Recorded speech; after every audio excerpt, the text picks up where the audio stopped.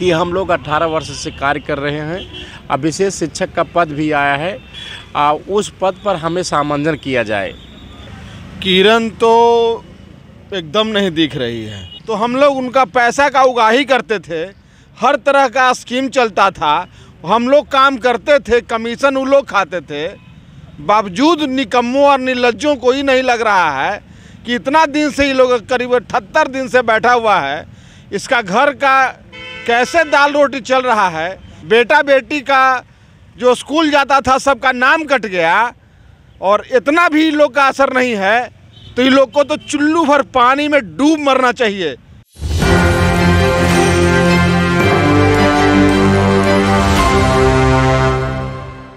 नमस्कार, मैं नंदन, आप देख रहे हैं न्यूज़ 24। देखिए, गर्दनीबाग धरना स्थल पर 78 दिनों से विशेष शिक्षक लगातार धरना दे रहे हैं। हम आपको बता देते हैं कि 21 नवंबर को सबसे पहली बार हम यहां पर आए थे, तब विशेष शिक्षकों से हमारी मुलाकात हुई थी। आज का दिन है 2024 का फरवरी 6।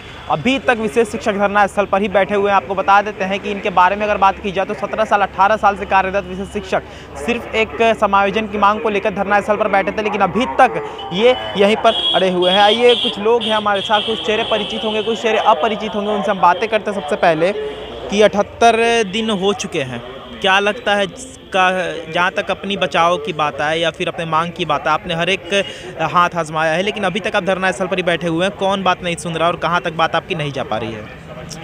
हम सर्वप्रथम मीडिया के भाइयों को धन्यवाद देते हुए अपनी बात बताना चाहते हैं।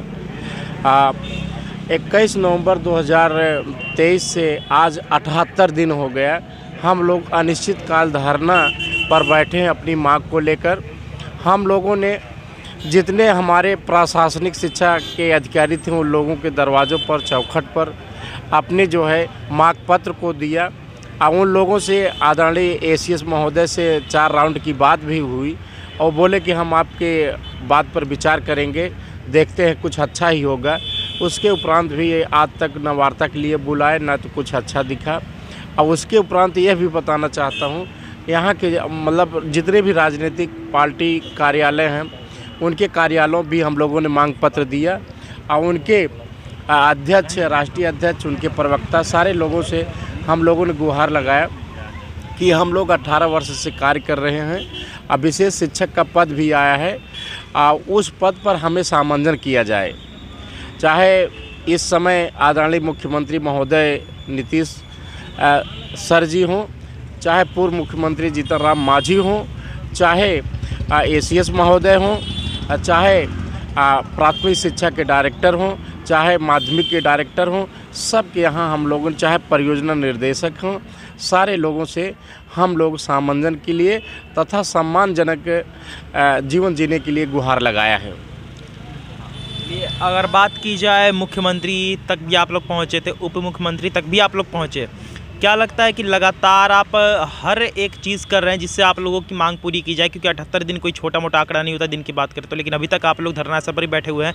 कौन बातें नहीं सुन पा रहे हैं? मुख्यमंत्री और उप मुख्यमंत्री, कहाँ से आपको एक किरण दिख रही है आशा की कि वहाँ से हमारी बात पूरी हो सकती है? किरण तो एकदम नहीं दिख रही है। मैं इस गर्दनीबाग धरना स्थल के बैनर तले मैं बोलना चाहता हूँ कि दोनों सरकार और सरकार के अंदर जो बैठे हुए हैं पदाधिकारी हैं, इनको थोड़ा सा भी लाज नहीं है, शर्म नहीं है।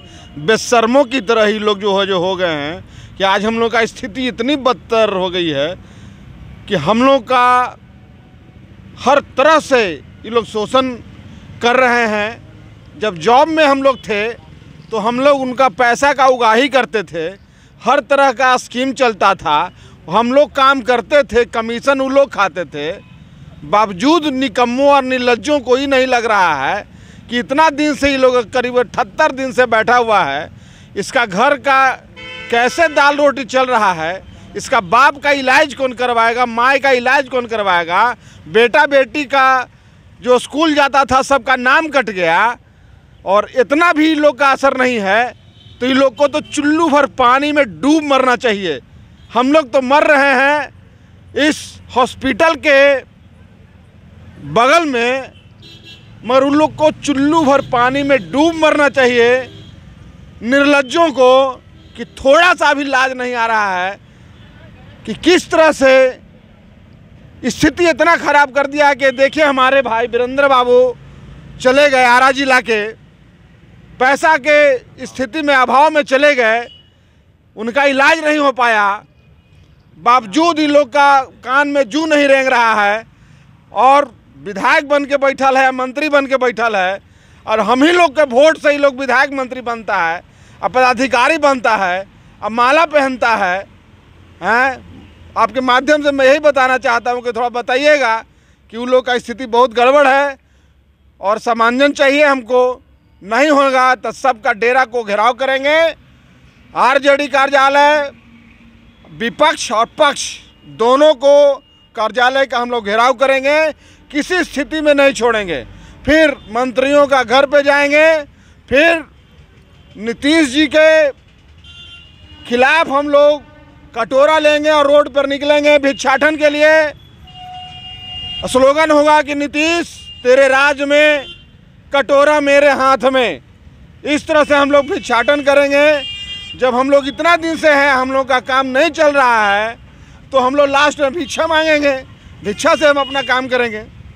यही आपसे कहना है। अच्छा, ये कितना बुरा लगता है कि सरकार से अगर बात की जाए आपसे संबंधित, तो उन्हें ये तक नहीं पता रहता है कि कितने दिव्यांग बच्चे 21 प्रकार के दिव्यांग होते हैं। उन्हें ये भी नहीं पता है कि 21 प्रकार के दिव्यांग होते हैं। उन्हें ये भी नहीं पता विशेष शिक्षक क्या होते हैं, सामान्य शिक्षक क्या होते हैं। उन्हें ये भी नहीं पता है कि एक ही स्कूल में विशेष शिक्षक भी पढ़ाते हैं, सामान्य शिक्षक भी पढ़ाते हैं। उनको बस ये पता है कि हाँ शिक्षक होते हैं। ये यहाँ के जनता का दुर्भाग्य है कि ऐसे निकम्मी और निठल्ली सरकार को चुन दिया है, जिसको ये तक नहीं पता है कि भाई बच्चे आखिर कितने प्रकार के स्कूल में जाते हैं। क्या सब IAS ऑफिसर के बच्चे सरकारी स्कूल में जाते हैं? नहीं, सिर्फ कमज़ोर और पिछड़ी जाति के बच्चे ही स्कूल में जाते हैं। और हम उस दलितों, महादलितों के बच्चों के ऊपर सेवा करते हैं। ये सरकार जो बोलती है हमने दलितों का उद्धार किया, बिहार में बहार है और नीतीश कुमार है, ये बतलाए कि कहाँ बहार है। ये तो जंगल राज है। बोलता था लालू हटाओ बिहार बचाओ, कहाँ लालू हटाओ। लालू तो बेचारा कब का शरीफ आदमी था, बेचारा जेल में, उसको घुट घुट के मार रहे हो। अपना जो भी आता है सरकार में दूसरे पार्टी के ऊपर ईडी लगाता है, छापा मराता है। क्या मैं बीजेपी से पूछता हूँ कि क्या उसके पार्टी में क्यों नहीं आज तक ईडी के छापा पड़ा? किसी पार्टी के ऊपर ईडी कार्यालयों पर क्यों नहीं छापा पड़ा? आज हेमंत सोरेन सरकार पर बैठी हुई थी, तो उसके खिलाफ उसको कुर्सी से कैसे गिराना है और अपना सत्ता बीजेपी को वहाँ लाना है, इसलिए उसके घर पे छापा मारा। और जो अनपढ़ जाहिल सरकार थी वहाँ के, उसको बना दिया। ये आदिवासियों के साथ भी अन्याय हुआ है, और तो हम लोग साथ न्याय ये सरकार कहाँ से करेगी, और हमारे दिव्यांग बच्चों के साथ कहाँ से न्याय करेगी?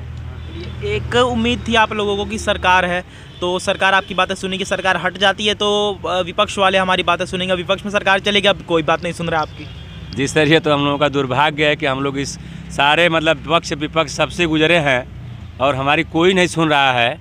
रह गई आपकी बात कि आपने कहा कि क्या उन लोगों को पता नहीं है दिव्यांग बच्चे हैं या दिव्यांग शिक्षक, दिव्यांग बच्चों को पढ़ाने के लिए शिक्षक हैं, सब कुछ पता रहता है। जब उनको अपना बजट ख़त्म करना होता है तो सबको याद आता है, और जब बजट निकल जाता है तो फिर भूल जाते हैं, और पता तो सबको है।